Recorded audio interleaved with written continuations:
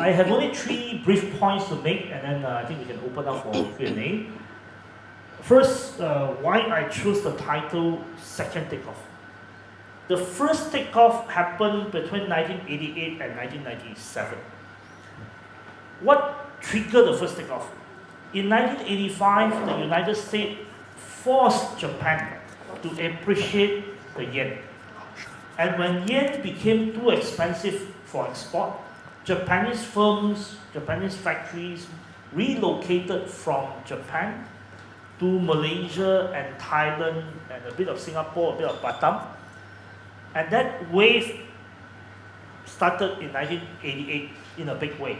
So the Japanese firms came together with their Korean and Taiwanese suppliers, and that triggered that whole wave, which lasted until 1997 when we faced the Asian financial crisis.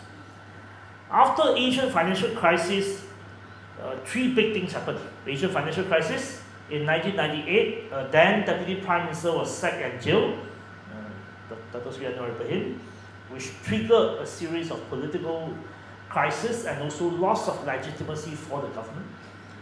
And subsequently in 2001, China joined WTO. When China joined WTO, in many ways, China became the factory of the world, and Malaysia lost its appeal. Malaysia was stuck in a long period of time where we engaged in low productivity, low wage, low skill, low technology vicious cycle. So we hire unskilled foreign labor, we don't invest in machinery, we don't invest in automation, we don't invest in upscaling, and then we have been stuck for the longest of time. Second takeoff, we are seeing it to a certain extent, to a large extent because of US-China conflict.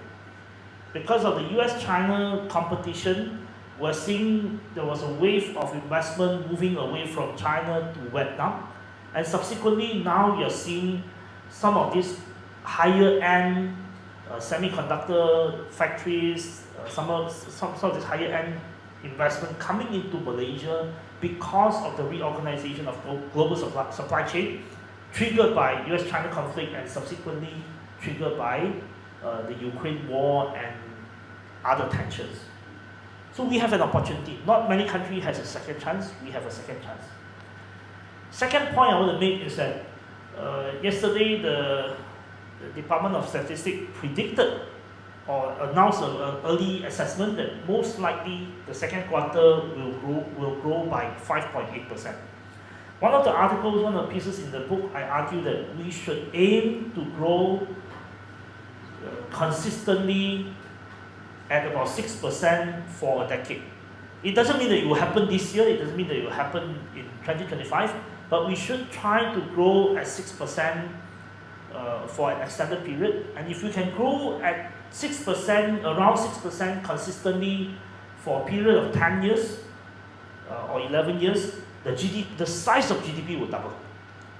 This is important because for the longest of time in this country, people are saying that, okay, we should start imposing GST, we should start cutting this and cutting that. I have always been worried that we are shrinking rather than actually growing. The idea, I think, we should try to grow and grow out of problems like the debt that we have. We have a sizable debt, but that is usually measured in proportion to your size of GDP. So if you grow the cake, you can solve your current problem better rather than you shrink the cake. And that's my second point. The third point I would like to make is this. As Min Han mentioned earlier, we grew up in a period where we were not rich, but we had, even as kids, we had jobs. I want to introduce, and the book tries to introduce this idea of precarity. People living in precarious situation. The idea is this.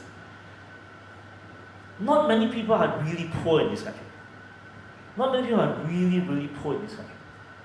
Poor as in people have no food on their table. Not many people are actually poor to the extent that they have no food on their table. But there are many people who are living in financial insecurity. That means I really don't know whether next year will be better than this year. I may not even know whether next month is better than this month. Think about the Grab drivers. Think about the food panda people. They are not earning too few. Actually, they are earning reasonably well. They may be earning 4,000, 5,000 a month. But if it rains for 2 weeks non-stop, they will have no income. So I experienced that as a kid. My father had his business failure in 1989, and my mom started selling lottery ticket, and I was selling lottery ticket in PJ in Subang Parade. So we were not poor. So in my entire childhood, there was only 1 week that we had no food, or we had no money for food. But the rest of the time, we had food. But the problem was that, let's say it rains for 2 weeks, we may not have enough money to pay the dealer. And there are occasions where, because we have to issue post-dated check, issue post-dated check in order to order ticket from the dealer, there are times where you may have 9,950 ringgit, but you issue a 10,000 ringgit check. That's why my mom may have to go. My mom went to the pawn shop to get some cash. So there are many people who are living in those situations. Yet, if you look back in the 90s, as Min Han pointed out, I was 14-year-old in 1991. I worked at the cafe in Subang Parade, initially at 2 ringgit 50 cents an hour. A year later, because of a very tight labor market, as a 15-year-old in 1992, I was paid 4 ringgit 50 cents an hour. Today, 32 years later, many fast food chains are just paying, big chains are just paying workers less than 10 ringgit an hour. It's 32 years later. And I think we need a labor market reform. Fundamentally, if we can change the relationship, we can actually pay people better, we can encourage businesses to pay people better, it will be a virtuous cycle. We will either pay people better, or we hire less foreign workers and invest in automation. All this will help strengthen and create a more secure society with more Malaysians living economically more secure and a better nation. So with that, thank you very much.